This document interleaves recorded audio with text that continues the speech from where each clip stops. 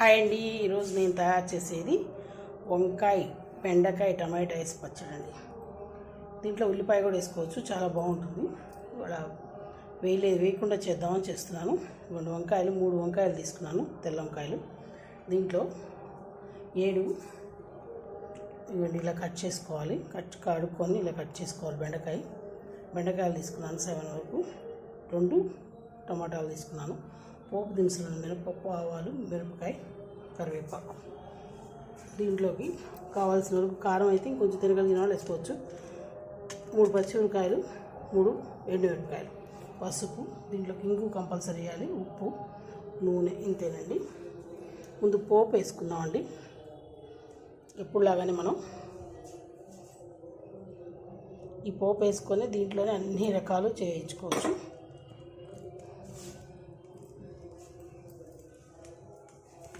పోపు కొంచెం తీసుకున్నాం అనుకోండి, కొంచెం ఉంటుంది, బాగుంటుంది. పోపు కరకరలాడుతూ పచ్చడి చేస్తే.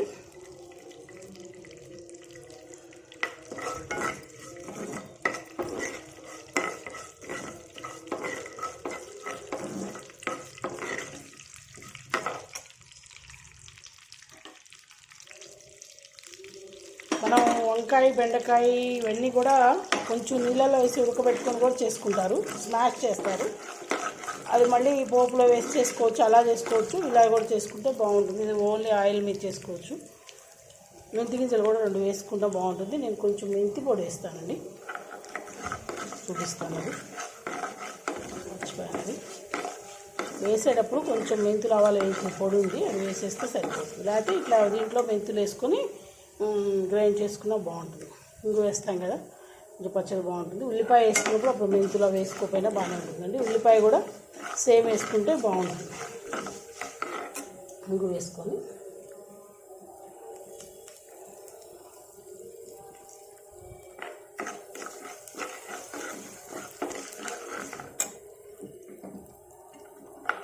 మనం కొంచెం కలర్గా ఉండగానే తీసుకున్నాం అనుకోండి, తీసుకుంటే వేసుకునే టైంకి కొంచెం కలర్ సరిపోతుందండి.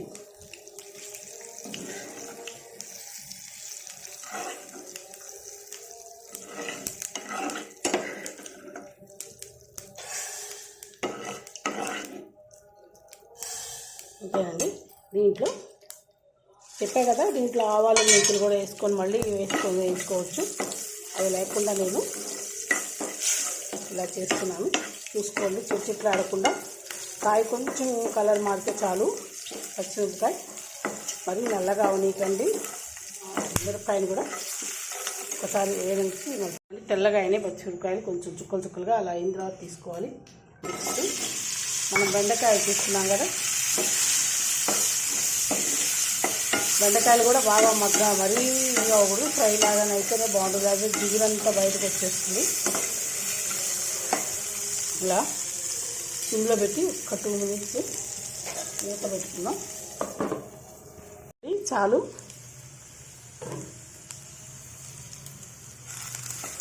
మరీ ఇది అవ్వకూడదండి. అయితే ఏమవుతుందంటే జిగురు వచ్చేసినట్టు వేగినట్టు ఉండాలి.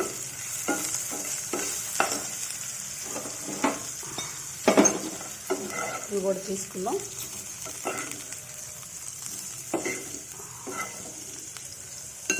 అన్నీ ఇక్కడే ఉల్లిపాయలు కూడా వేసేసి సన్నగా ముక్కలు తరిగేసి, మరీ సన్నగా కాకుండా పెద్ద ముక్కలుగా తరిగి ఎక్కువసేపు రానిచ్చిన తర్వాత వంకాయ టమాటా వేసుకుంటే చాలా బాగుంటుంది.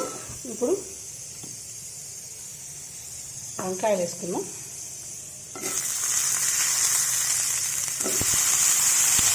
ఇప్పుడు ఉప్పు పసుపు వేసుకుందామండి. చింతపండు కూడా వేసుకునే వాళ్ళు.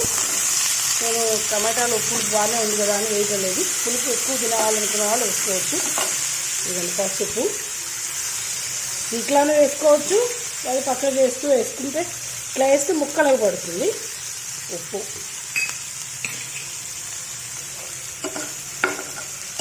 దించేటప్పుడు కొంచెం మెంతులు ఆవాల పొడి చూపిస్తాను మీకు. ఇది కూడా సిమ్లో పెట్టి ఒక 2 మినిట్స్, మళ్ళీ ఇది కూడా ఒక 10 మినిట్స్లో మగ్గిపోతుందండి. మరీ పేస్ట్ అవనీకండి ఏదైనా.